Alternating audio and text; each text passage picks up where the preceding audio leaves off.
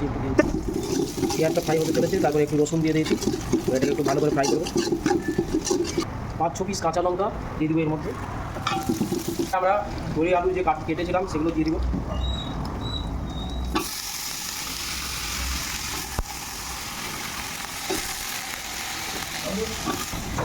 একটু ফ্রাই করি, একটু লবণ দিয়ে দেবো।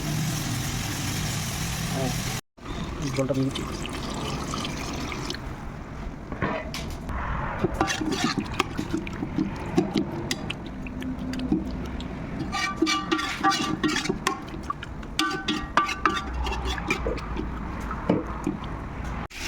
দেখতে পাচ্ছ ফ্রাই হবে, এটা একটু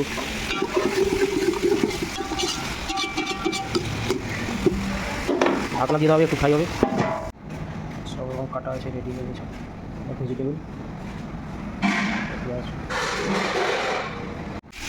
দেখতে পাচ্ছ ফ্রাই হবে, এটা একটু